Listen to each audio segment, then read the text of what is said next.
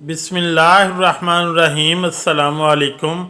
चार चीज़ें जिस घर में दाखिल हो जाती हैं तो वो घर बर्बाद हो जाता है।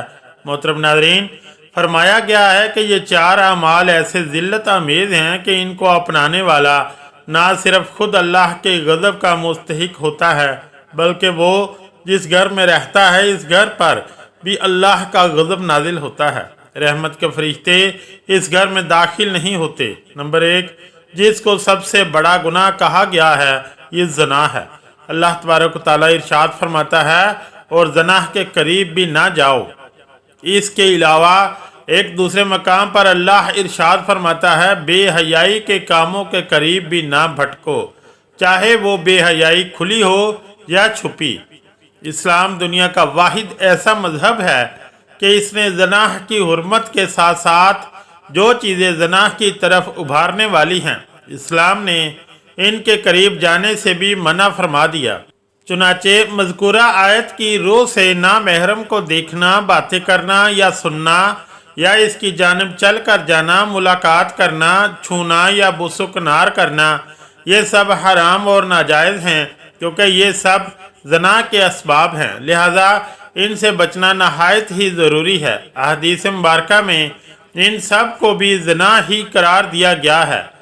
हज़रत हैसम बिन मालिक ताई नबी करीम सल्लल्लाहु अलैहि वसल्लम का इरशाद नकल करते हैं कि अल्लाह ताला की ज़ात के साथ किसी को शरीक ठहराने के बाद कोई गुनाह ज़ना से बड़ा नहीं कि कोई शख्स अपने नुत्फ़े को इस रहम में रखे जो इसके लिए हलाल नहीं।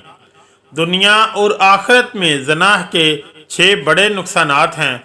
हज़रत हुज़ैफ़ा बिन यमान से मरवी है कि नबी करीम सल्लल्लाहु अलैहि वसल्लम ने इरशाद फरमाया, ए मुसलमानों, ज़ना से बचो, इसलिए कि इसमें 6 नुकसानात हैं, 3 दुनिया में और 3 आखिरत में।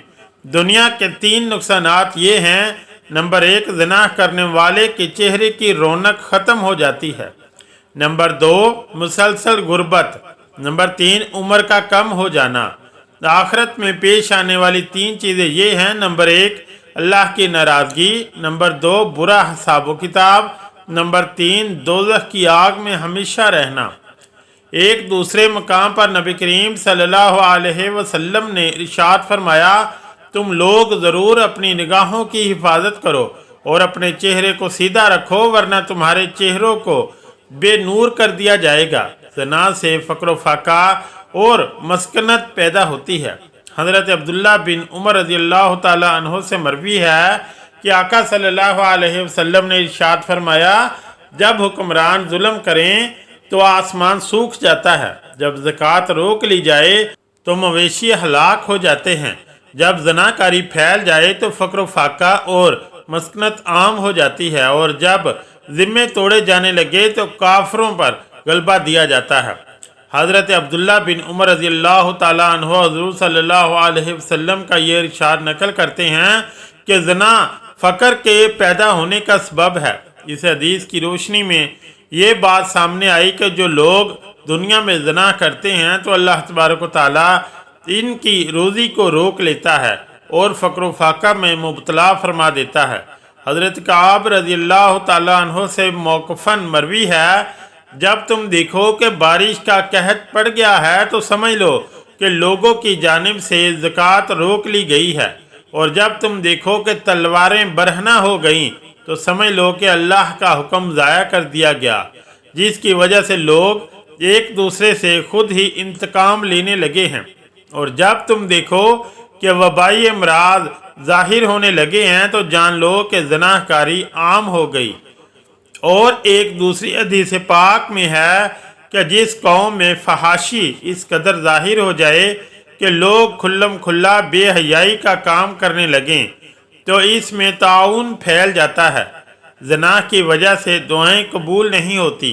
एक रवायत में है, हज़रत उस्मान बिन अबी आस सक़फ़ी हुज़ूर सल्लल्लाहु अलैहि वसल्लम से रवायत करते हैं कि आसमान के दरवाज़े निस्फ़ शब में खोल दिए जाते हैं और एक पुकारने वाला निदा लगाता है, कोई मांगने वाला है कि इसकी दुआ कबूल की जाए, कोई सवाल करने वाला है कि इसको अता किया जाए, कोई मुसीबत में मुब्तला है کہ اس کی تکلیف دور کی جائے۔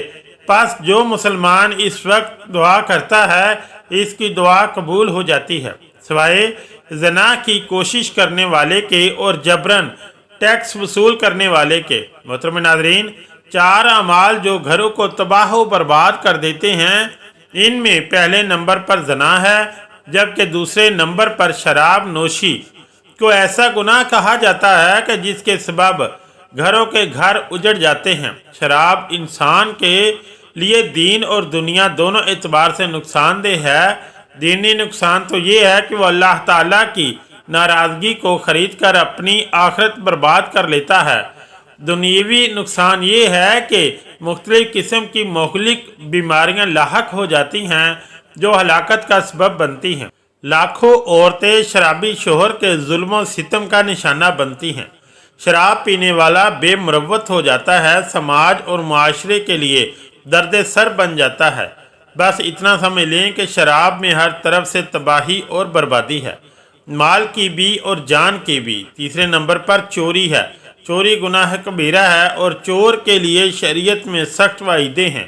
چنانچہ ابو ہریرہ رضی اللہ تعالیٰ عنہ سے روایت ہے، رسول اللہ صلی اللہ علیہ وسلم نے ارشاد فرمایا، چور چوری کرتے وقت مومن نہیں رہتا۔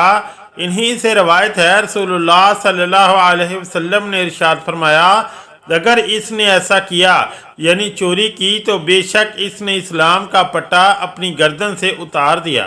اس عمل کے دینوی نقصانات کے ساتھ ہی ساتھ دنیاوی نقصانات یہ ہیں کہ جو شخص اس غلیظ عادت میں مبتلا ہو تو اس کو بھی دلی سکون حاصل نہیں ہوتا، ہر وقت پریشانی ایسے شخص کا مقدر بن جاتی ہے۔ جس گھر میں چوری کا مال یعنی حرام کا مال آنے لگے تو اس گھر میں کبھی اللہ کی برکت شامل نہیں ہوتی اور رحمت کے فرشتے اس گھر سے دور رہتے ہیں۔ یہی وجہ ہے کہ ایسا گھر شیطان کے زیر اثر رہتا ہے اور تباہی اور بربادی ایسے گھر کا مقدر ہو جاتی ہے۔ نمبر 4، خیانت۔ حضرت عبداللہ بن عباس رضی اللہ تعالی عنہ فرماتے ہیں، جس قوم میں خیانت ظاہر ہوتی ہے ان کے دلوں میں رعب ڈال دیا جاتا ہے۔ جس قوم میں زنا عام ہو جاتا ہے اس قوم کے لوگ بکثرت مرنے لگتے ہیں۔ جو قوم ناپ تول میں کمی کرتی ہے اس کے رزق میں برکت ختم کر دی جاتی ہے۔ جو قوم حق کو چھوڑ کر فیصلہ کرتی ہے ان میں خون ریزی عام ہو جاتی ہے۔ جو قوم عہد شکنی کرتی ہے اللہ تعالیٰ ان پر دشمن کو مسلط کر دیتا ہے۔ دنیا میں بہت سارے لوگ بے ایمانی، بددیانتی اور دھوکہ دہی کے باوجود فقر و افلاس اور بے چینی اور بد امنی کی زندگی گزارنے پر مجبور ہوتے ہیں، کیونکہ ایک طرف تو وہ غلط طریقوں سے ڈنڈی مار مار کر مال و زر اکٹھا کرتے ہیں، مگر دوسری طرف وہ ان کے اہل و عیال مختلف مہلک امراض کا شکار ہو جاتے ہیں، جن کے علاج و معالجہ کے لیے پانی کی طرح دولت لٹانا پڑتی ہے۔ کبھی قدرتی آفات ان کی جائیدادوں کو گھیر لیتی ہے، جس کی وجہ سے ان کی جائیدادیں تباہ و برباد ہو جاتی ہیں، یا ان کے نوکر چاکر ان کی تجارتوں میں گھپلے کرتے ہیں۔ جتنا وہ ناجائز ذرائع سے کماتے ہیں اس سے زیادہ وہ کھاتے ہیں۔ اس کے علاوہ دنیا کا دستور ہے کہ جب رعایا خیانت، بددیانتی، ناپ تول میں کمی جیسے امراض میں ملوث ہوتی ہے تو ان کی شامت اعمال کے نتیجے میں ان پر مکار، دغاباز، خائن، بدعنوان حکمرانوں کو مسلط کر دیا جاتا ہے، جو اپنے دور اقتدار میں خوب خزانوں میں لوٹ کھسوٹ کرتے ہیں اور رعایا کے مصالح حوائج کو نظر انداز کرتے ہیں۔ اللہ عز و جل سے دعا ہے کہ ہمارے گھروں کو ایسے تمام اعمال سے محفوظ فرمائے جن کے سبب اللہ کا غضب اور قہر نازل ہوتا ہے۔ اے اللہ، ہمیں ان لوگوں کے راستے پر چلنے کی توفیق عطا فرما جن پر تو نے انعام کیا، نہ کہ ان لوگوں کے راستے پر جن پر تیرا غضب نازل ہوا۔ آمین یا رب العالمین۔ اگر آج کی ویڈیو اچھی لگی تو چینل کو لائک اور سبسکرائب ضرور کریں۔ شکریہ۔ اللہ حافظ۔